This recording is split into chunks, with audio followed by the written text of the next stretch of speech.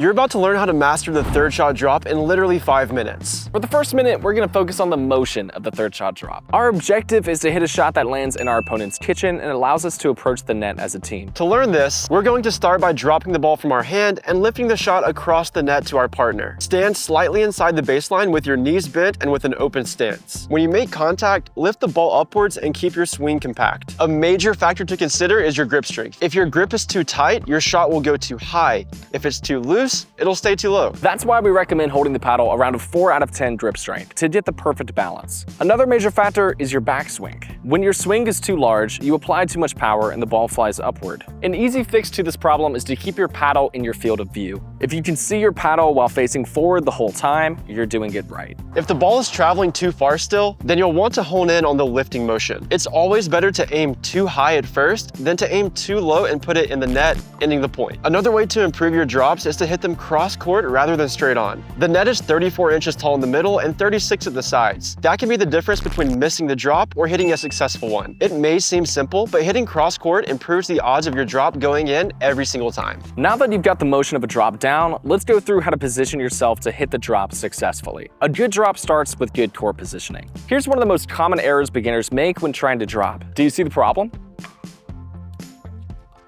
Stepping into the court after a good serve is tempting to capitalize on the pressure, but ultimately, it's a bad idea. The ball must bounce on every return, which means stepping in too early gets you caught in a bad position. All your opponent has to do is return the ball deep, and you'll be forced to step backward while trying to drop the ball. More often than not, that leads to a pop-up, which ends the point early. So, to prevent this, take a step back after you serve and wait for the return. It's that easy. Then, you'll have your momentum going forward as you hit your drop, which is much more reliable. But even so, you might still find yourself in situations where you're being pushed back on a good return. Here's how to deal with that. The further back you are pushed, the more net margin you should give yourself. If you're hitting a drop from the baseline, then hit the drop a bit higher. If you're hitting a drop from midcourt, then you can hit it with less arc since it's a safer shot. And above all, get the ball in play, even if it means popping it up too high occasionally. To hit an effective third shot, you've got to be able to adapt to your opponent's different returns. We're about to show you how to drop against the two most common returns, topspin and slice. Here's an important concept. When your opponent hits a return with heavy backspin, the ball is rotating the same direction as if you had applied topspin,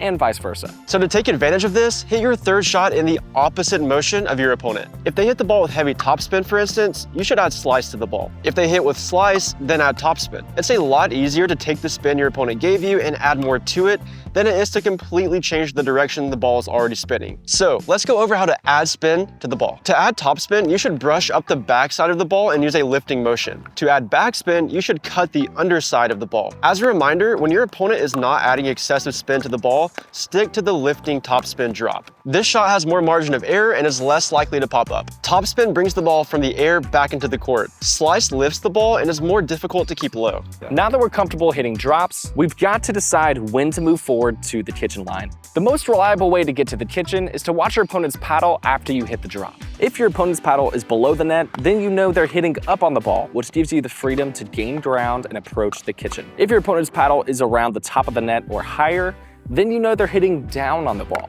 This is an indicator that you should stay back and hit another drop. In both of these cases, it's really important to stop your momentum and be balanced before your opponent makes contact with the ball. Though it's tempting to run all the way up to the kitchen after your first drop, you have to stay patient. It's very unlikely that a drop is placed low enough for your team to get there immediately. Take your time when moving forward and be prepared to drop a second or even third time as you approach the kitchen. It's a marathon, not a sprint. If you want to be a better partner, then pay attention to this next concept. Always watch your partner's drops and make sure they are not too high before running to the net. Just like before, a common mistake is running to the kitchen too soon after a high drop from your partner. If you're unsure, stay with your partner, keep grabbing space, and slowly approach the kitchen. Every match is different and how you drop will vary from opponent to opponent. Your goal is to find the safest area on the court to hit your third shots. Then you won't have to worry about the next shot being aggressive and difficult to defend. In general, players are less confident with their backhand as opposed to their forehand, so let's take advantage of that fact. Try hitting your drops to your opponent's backhands and see how they respond.